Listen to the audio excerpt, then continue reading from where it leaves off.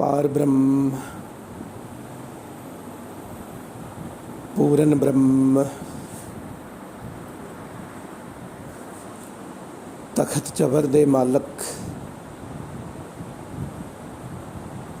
जुगो हो जुग अटल सतगुरु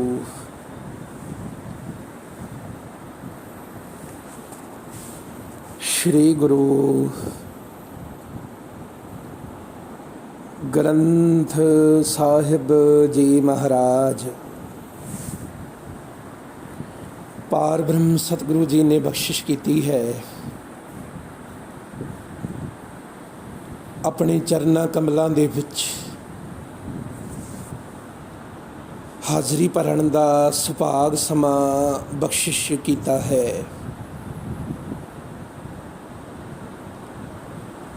पार ब्रह्म सतगुरु जी बख्शिश करन आप विच वरतन आप विच वरत के गुरमत विचारां करन दी बुद्धि प्रदान करन। सतगुरु गरीब नवाज दी अपार बख्शिश दा सदका ये पावन समागम प्रारंभ किए हुए हैं। गुरमत भगती दर्शन गुरमत भगती सूत्र दे इन्हां महान समागमां दे विच आप सारे ही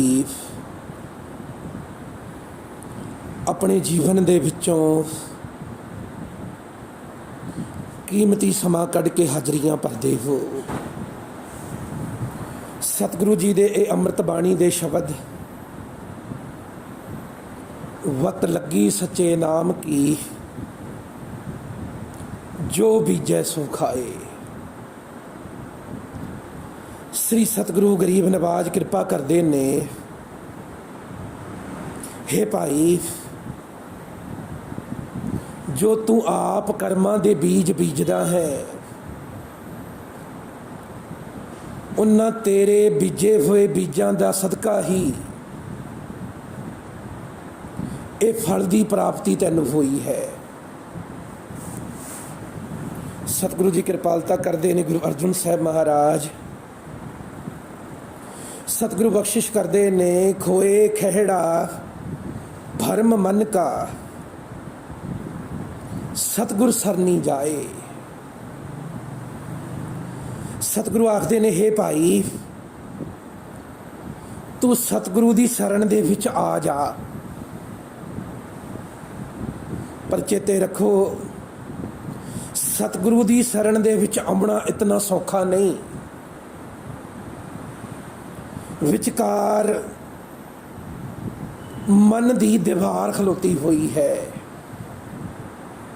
जिस प्रकार दीवार तो पीछे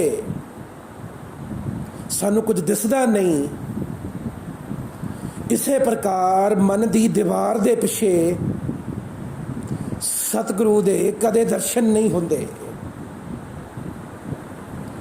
इसे कारण बस सतगुरु दे दर्शन दुर्लभ ने और वो भागां वाले ने जिन्हां नूं सतगुरु दे दुर्लभ दर्शन प्राप्त हो जाण। गुरु अर्जुन साहब महाराज कृपा करते हैं, हे भाई तू सतगुरु की शरण दे विच आ जा। सतगुरु की शरण दे विच आउणा किवें है? गुरु अर्जुन साहब महाराज दो शब्द लिखते ने, बख्शिश करते ने, खोए खैड़ा भरम मन का। एक है मन की जिद, दूसरा है मन का भरम। तू अपने मन की जिद का त्याग कर, अपने मन के भरम का त्याग कर। सतगुरु कृपालता करते ने, कर्म जिसको धुरों लिखिया सोही कार कमाए।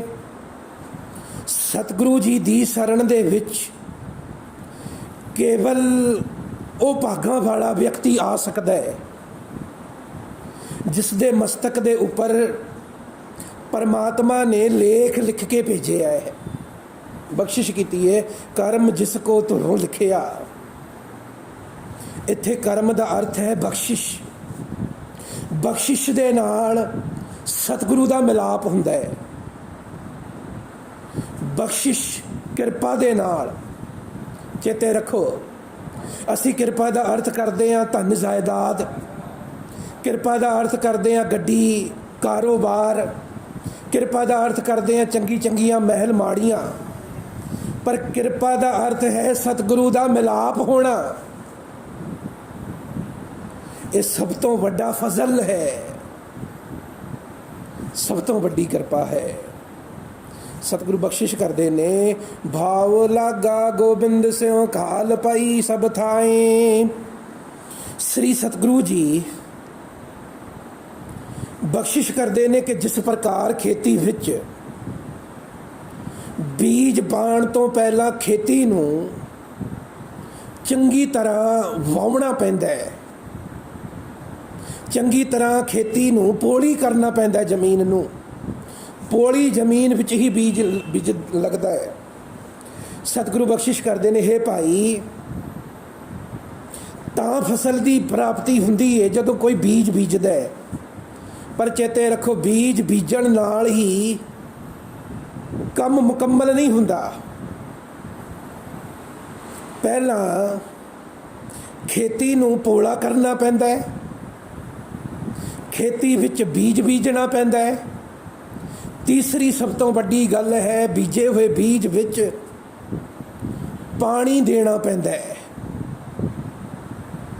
सतगुरु गरीब नवाज गुरु अर्जुन साहिब महाराज कृपा करते हैं, हे भाई तू इस अपने मन रूपी खेती दे विच, जमीन दे विच, मन एक जमीन की तरह है। चेते रखो, जिस तरह अक्सर आप जी ने सुनिया भी होगा, आम अखावत है, मन कागज की तरह है। जिस तरह की कोई लिखावट लिखता है उस तरह का दर्पण बनता है। सतगुरु आखते ने मन जमीन की तरह है। जेहो जे कर्मां दे बीज कोई मनुख इस मन रूपी खेती विच, जमीन विच बीजदा है, उसे प्रकार की फसल उगती है। सतगुरु गुरु अर्जन साहिब महाराज आखते ने, हे भाई इस मन रूपी खेती दे विच नाम दा बीज पा, पर पानी की हुण लोड़ है। चेते रखो, बीज पा दिता नाम दा। मेरे को कई सज्जन आउंदे ने, आखते ने, ज्ञानी जी चली हा 40 दिन हो गए, चली हा कटदे अरदास मेरी पूरी नहीं हुई।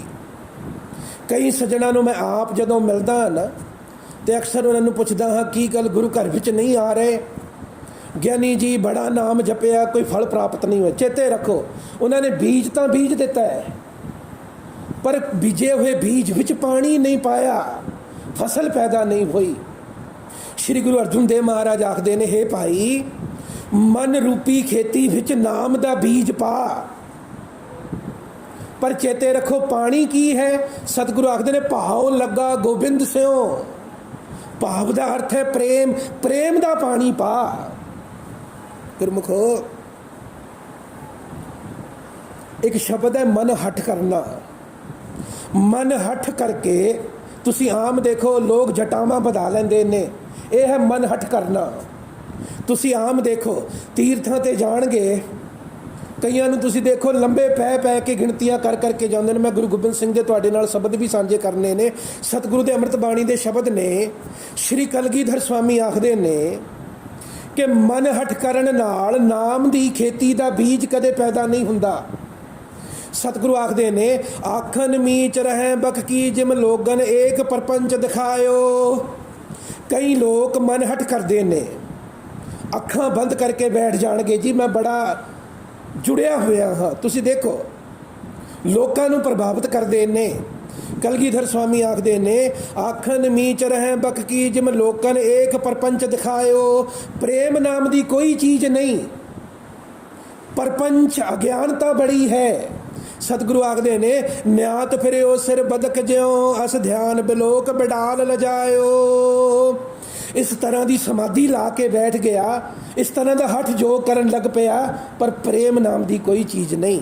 कलगीधर स्वामी आखदे ने, लाग फिरियो धन आस जितै तित लोक गयो पर लोक गवायो। मन हठ दे पिछे अपना मानस जन्म भी बर्बाद कर लिया, लोक गयो पर लोक गवायो, अपना अगला भी बिगाड़ लिया। सतगुरु आखदे ने कलगीधर स्वामी, श्री भगवंत भजयो ना अरे जड़। जिस दे अंदर प्रेम नहीं, वो मनुख जड़ की तरह है। गुरमुखो ये गल तुसीं चेते रखो, भावें जितने मर्जी असी कर्म करिए, पर जे प्रेम नहीं फिर वो सारे किए हुए काम निष्फल हैं। सतगुरु कृपा करते ने, श्री भगवंत भजयो न हरे जड़, धाम के काम कहाँ उलझायो। प्रेमा भगती तो बिना ये सब कुछ पखंड बन जाता है। सतगुरु कृपा करते ने, गुरु अर्जुन साहब महाराज, भाव लागा गोबिंद स्यों काल पाई थाए। ता नाम की फसल पैदा होगी, ता नाम का रस प्राप्त होगा जदों प्रेम का पानी पावेगा। सतगुरु गुरु अर्जुन साहब महाराज आखते ने, खेत में रह जमया निखुट न कब हूँ जाए। जिस व्यक्ति के अंदर ये नाम की फसल पैदा हो जाती है, चेते रखो, बाहर तो आप फसल को एक बारी काट लेंदे हैं ना, फिर परत के फसल लाउनी पैंदी है, पर ये नाम की फसल, वाहिगुरु का प्रेम जिस दे अंदर एक बारी ये फसल पैदा हो जाए, परत के ये फसल कदे कट्टी नहीं जा सकती। सतगुरु आखदे ने, खेत में रह जमया, जिस दे अंदर वाहिगुरु दे प्रेम की ये फसल पैदा हो जाए, निखुट न कब ही जाए। फिर ना तो इसका रस घटता है और फिर ना ही इस दे विच कदे तोटा जां कमी आउंदी है। सतगुरु आखदे ने, पाया अमोल पदार्थो, ता मानस जन्म दे विच अमोलक पदार्थ की प्राप्ति हुंदी है। मैं तो जदों अजोके समय विच पढ़े लिखे लोगों को देखदा हाँ ना, वो लोग इत्थों तक आखदे ने कि परमात्मा नाम की कोई चीज़ नहीं। गुरमुखो, उन्हां लोगों का कथन है, खाओ पीओ ते मौज करो, ये जग मिठा अगला किन डिठा। पर सतगुरु बार बार आखते ने, हे भाई, ये मानस जन्म की प्राप्ति कोई एवें नहीं हुई, इस दे पिछे कोई ना कोई कारज छिपिया हुआ है। चेते रखो गुरमुखो, एक बीज भी तुसी देखो, जदों बीज जमीन विचों पैदा होंदा है ना, तो बीज की शकल फुट जाती है, उसका खोल टुट जाता है। हुण अपने आप तो कोई चीज़ टुट नहीं सकती, ये तो आप सारे जानते हैं। जिस तरह अपने आप ताली नहीं बज सकती, दो चीज़ां आपस में टकराण तां ताली बजती है, इस तरह बीज अपने आप नहीं टुट सकता। आध्यात्मक लोग ये आखते ने कि परमात्मा दे दैविक हथ उस बीज नूं जमीन दे विच दबा के तोड़ते हैं, तां उस दे विचों रुख पैदा हुंदा है।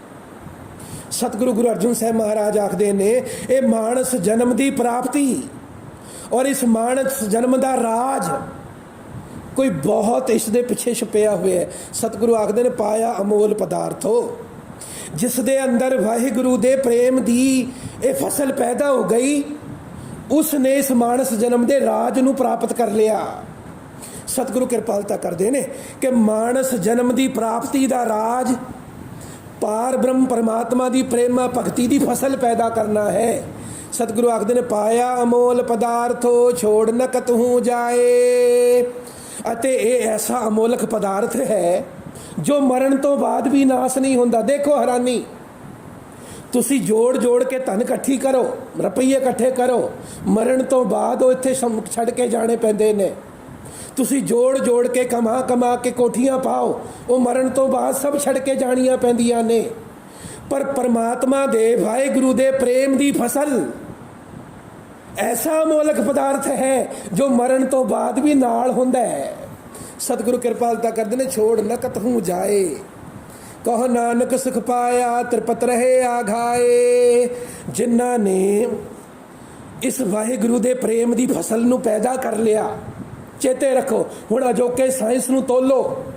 सतगुरु आखदे ने, जिन्ना ने वाहिगुरु दे प्रेम की फसल नूं पैदा कर लिया, ਉਹ ਤ੍ਰਿਪਤ ਹੋ ਜਾਂਦੇ ਨੇ, ਉਹਨਾਂ ਦਾ ਜੀਵਨ ਸੰਤੋਸ਼ੀ ਜੀਵਨ ਬਣ ਜਾਂਦਾ ਹੈ। ਚੇਤੇ ਰੱਖੋ, ਸੰਤੋਖ ਤੋਂ ਬਿਨਾ ਕਿਸੇ ਨੂੰ ਸੁਖ ਪ੍ਰਾਪਤ ਨਹੀਂ ਹੋ ਸਕਦਾ। ਔਰ ਅਜੋਕੀ ਯੁੱਗ ਦੀ ਸਾਇੰਸ ਸੰਤੋਸ਼ ਪੈਦਾ ਨਹੀਂ ਕਰ ਰਹੀ, ਸਗੋਂ ਇੱਥੋਂ ਤੱਕ ਕਿ ਸਾਡੇ ਮਨਾਂ ਦੇ ਵਿੱਚ ਹੋਰ ਅਸੰਤੋਸ਼ ਪੈਦਾ ਕਰ ਰਹੀ ਹੈ, ਸਾਨੂੰ ਆਤਮ ਹੱਤਿਆ ਕਰਨ ਵੱਲ ਪ੍ਰੇਰਿਤ ਕਰ ਰਹੀ ਹੈ। ਸਤਿਗੁਰੂ ਜੀ ਕਿਰਪਾਲਤਾ ਕਰਦੇ ਨੇ, ਗੁਰਮੁਖੋ ਕਹੋ ਨਾਨਕ ਸੁਖ ਪਾਇਆ। ਇਸ ਵਾਹਿਗੁਰੂ ਦੀ ਪ੍ਰੇਮਾ ਭਗਤੀ ਦੀ ਫਸਲ ਨਾਲ ਆਤਮਿਕ ਸੁਖ ਮਿਲਦਾ ਹੈ, ਉਸ ਤੋਂ ਬਾਅਦ ਤ੍ਰਿਪਤ ਰਹੇ। ਜਿਉਂਦਿਆਂ ਜੀ ਮਨੁੱਖ ਤ੍ਰਿਪਤ ਹੋ ਜਾਂਦਾ ਹੈ, ਰੱਜ ਜਾਂਦਾ ਹੈ, ਰਹੇ ਅਘਾਏ। ਸਤਿਗੁਰੂ ਆਖਦੇ ਨੇ ਮਾਨਸ ਜਨਮ ਦੀ ਸਫਲਤਾ ਦਾ ਰਾਜ ਪ੍ਰਾਪਤ ਹੋ ਜਾਂਦਾ ਹੈ। ਸਤਿਗੁਰੂ ਗਰੀਬ ਨਵਾਜ ਕਿਰਪਾ ਕਰਨ, ਇਤਨੇ ਸ਼ਬਦ ਸਾਡੇ ਹਿਰਦੇ ਵਿੱਚ ਵਸ ਜਾਣ, ਸਾਡੇ ਲੋਕ ਸੁਖੀਏ ਪਰਲੋਕ ਸੁਹੇਲੇ ਬਣ ਜਾਣ। ਇਹਨਾਂ ਸਮਾਗਮਾਂ ਦੇ ਵਿੱਚ ਆਪ ਜੀ ਹਾਜ਼ਰੀਆਂ ਭਰ ਰਹੇ ਹੋ, ਆਪ ਜੀ ਦਾ ਸੰਗਤਾਂ ਦਾ ਤਹਿ ਦਿਲੋਂ ਧੰਨਵਾਦ ਹੈ। ਦਿਓ ਅਸ਼ੀਸ਼ਾਂ ਗੱਜ ਕੇ ਫਤਿਹ ਬੁਲਾਵੋ। ਵਾਹਿਗੁਰੂ ਜੀ ਕਾ ਖਾਲਸਾ।